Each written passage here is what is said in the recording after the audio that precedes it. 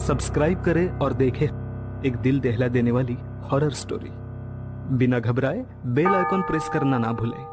इस कहानी के लेखक हैं शिवम कुमार पासवान। शिवम अपने दोस्त देवेश के घर पढ़ाई करने गया था। उसके दोस्त के घर का माहौल बहुत ही अजीब और डरावना था।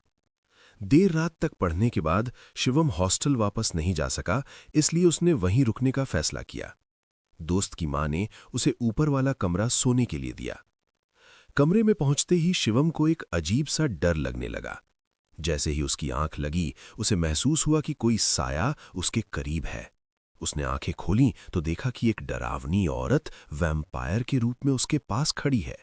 उसने शिवम की गर्दन पर अपने दांत गड़ा दिए और खून पीने लगी। शिवम डर के मारे जोर से चिल्लाया। देवेश ने उसे हिलाकर उठाया। क्या हुआ शिवम, क्यों चिल्ला रहे हो? शिवम की आंख खुली तो उसने देखा कि वो अपने हॉस्टल के बिस्तर पर था। उसे समझ आया कि वो एक सपना देख रहा था, लेकिन वो सपना इतना हकीकत जैसा था कि शिवम पसीने से तरबतर हो गया। सपना सच होने लगा। अगले दिन शिवम सामान्य रहने की कोशिश करता रहा, लेकिन जैसे ही रात को वो सोया, वही सपना फिर आया। वही डरावना घर, वही कमरा और वही वैम्पायर औरत। हर रात यही सिलसिला चलने लगा। शिवम की नींद उड़ चुकी थी। कुछ दिनों बाद उनकी क्लास में रवि नाम का एक नया लड़का आया। शिवम और देवेश की उससे दोस्ती हो गई। एक दिन रवि ने उन्हें अपने घर बुलाया। देवेश नहीं जा पाया, लेकिन शिवम चला गया। जैसे ही शिवम रवि के घर पहुंचा, उसके पैरों तले जमीन खिसक गई। ये वही घर था जिसे वो हर रात अपने सपने में देखता था। शिवम ने सोचा, आज सपना हकीकत बनने जा रहा है। डरते हुए वो अंदर गया। रवि का परिवार बहुत अच्छे से मिला। रात को रुकने के लिए शिवम को वही ऊपर वाला कमरा मिला जो सपने में दिखता था। कमरे में दीवार पर एक तस्वीर टंगी थी। शिवम ने पास जाकर देखा तो वो उसी औरत की तस्वीर थी जो सपने में उसका खून पीती थी। तस्वीर के नीचे नाम लिखा था सुहानी। शिवम ने रवि से पूछा, ये कौन है? रवि ने बताया, ये इस घर की पुरानी मालकिन सुहानी है। मेरे दादाजी ने उन्हीं से ये घर खरीदा था। शिवम ने डर के मारे वो तस्वीर उतवाकर स्टोर रूम में रखवा दी।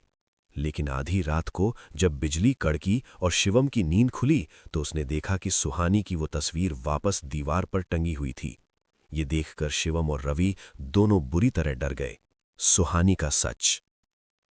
अगले दिन शिवम ने अपने लैपटॉप पर सुहानी के बारे में सर्च किया। उसे पता चला कि सुहानी बिहार के एक गांव की रहने वाली थी और उसे नर पिशाच यानी वैम्पायर माना जाता था। गांव वाले कहते थे कि वो जानवरों को कच्चा खा जाती थी। शिवम हकीकत जानने के लिए उस गांव गया, लेकिन वहां भी उसे बस यही डरावनी बातें पता चली। शिवम समझ नहीं पा रहा था कि उसका और सुहानी का क्या रिश्ता। वापस शहर लौटते वक्त शिवम की कार एक सुनसान जगह पर एक पुराने घर के सामने अपने आप रुक गई। शिवम को ऐसा लगा जैसे कोई शक्ति उसे उस घर की ओर खींच रही है। वो सम्मोहित होकर घर के अंदर चला गया। घर के अंदर कटे हुए सिर और डरावनी सजावट थी। तभी सीढ़ियों के ऊपर से एक आवाज आई, नीचे से ही चले जाओगे, ऊपर आकर मिलोगे नहीं। शिवम खिंचा हुआ ऊपर गया। वहां अंधेरे कमरे में एक औरत कुर्सी पर बैठी थी। उसने अपना चेहरा उठाया। वो सुहानी थी।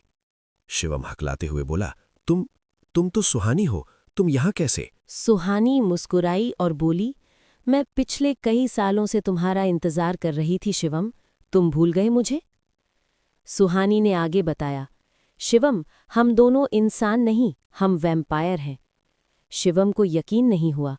सुहानी ने राज खोला, तुम्हें कुछ याद नहीं, क्योंकि जब कोई पिशाच इंसानों द्वारा मारा जाता है तो उसे इंसान के रूप में दोबारा जन्म लेना पड़ता है।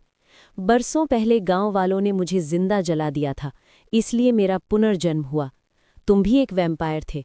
बचपन में पूर्णिमासी की रात तुमने मेरा खून पिया था, जिससे मैं भी वैम्पायर बन गई थी।